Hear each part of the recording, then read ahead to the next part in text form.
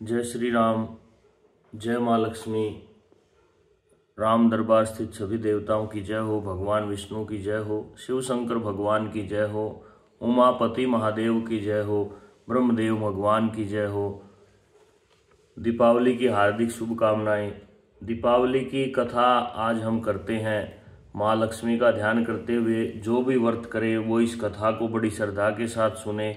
निश्चय ही उसके घर में पूरे वर्ष लक्ष्मी का आवागमन बना रहेगा, ऐसा शास्त्र का कथन है।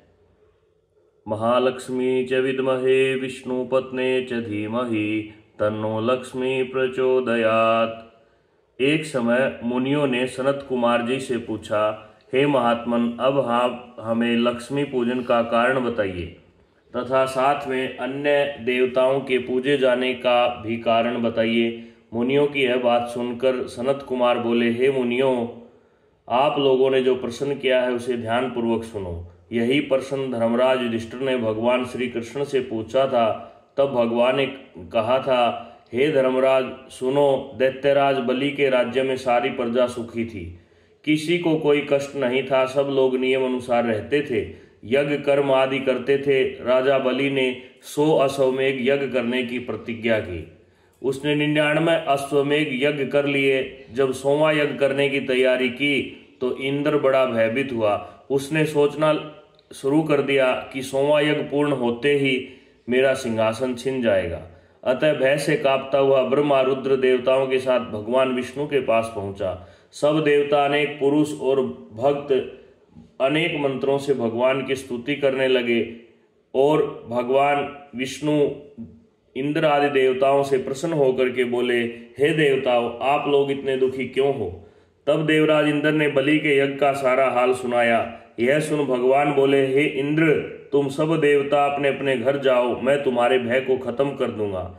तब भगवान पुनः वामन का अवतार धारण कर राजा बलि के पास गए। वहां अंतिम यज्ञ चल रहा था। बलि के सत्कार से भगवान प्रसन्न हो गए और बलि ने कहा कि हे विप्रदेव, आपको क्या दक्षिणा दूं? ऐसी बात सुनकर के बलि ने भगवान को संकल्प दिया कि जो आप मांगेंगे वही दूंगा। भगवान ने 3 कदम भूमि माप ली और एक पग में सारी पृथ्वी, दूसरे में अंतरिक्ष और तीसरे पग के लिए स्थान न बचा।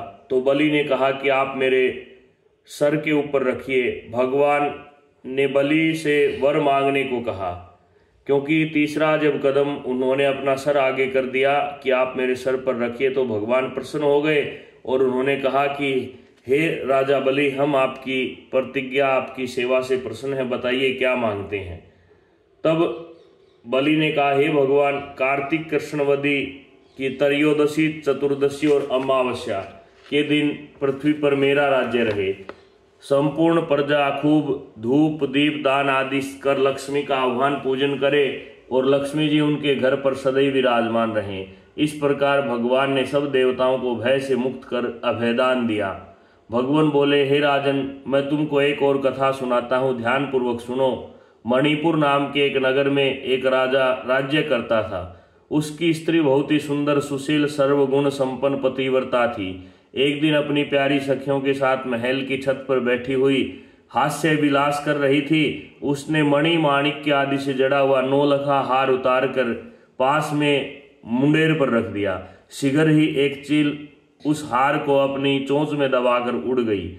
रानी यह देखकर बहुत ही उदास हुई और सारा हाल राजा को कह सुनाया।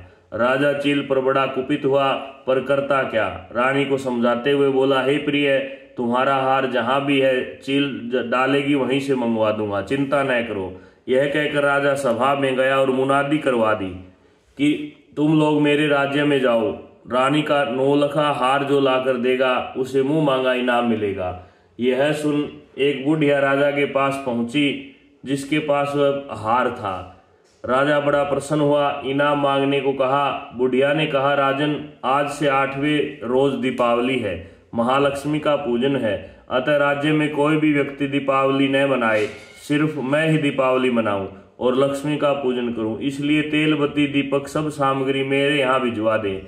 यह सुनकर राजा बड़ा आश्चर्यचकित हुआ और उन्होंने कहा कि हे बुढ़िया, इससे क्या लाभ होगा? आज के दिन व्रत एवं लक्ष्मी पूजन से तथा दीपदान करने से लक्ष्मी प्रसन्न होती हैं और उसके घर सदैव निवास करती हैं। राजा ने कहा, यह मैं भी करूंगा। बुढ़िया बोली, पहले मैं करूंगी, बाद में आप करना। ऐसा करना पर राजा और बुढ़िया के घर अतुल धन संपत्ति, घोड़े, दौलत, हाथी, अन्न धन की वृद्धि हो गई। हे धर्मराज, यह दीपावली का व्रत पूजन तुम भी करो, जिससे खोया हुआ राज्य तथा पुत्र भी पुनः प्राप्त हो सकते हैं। बोलो लक्ष्मी माता की जय।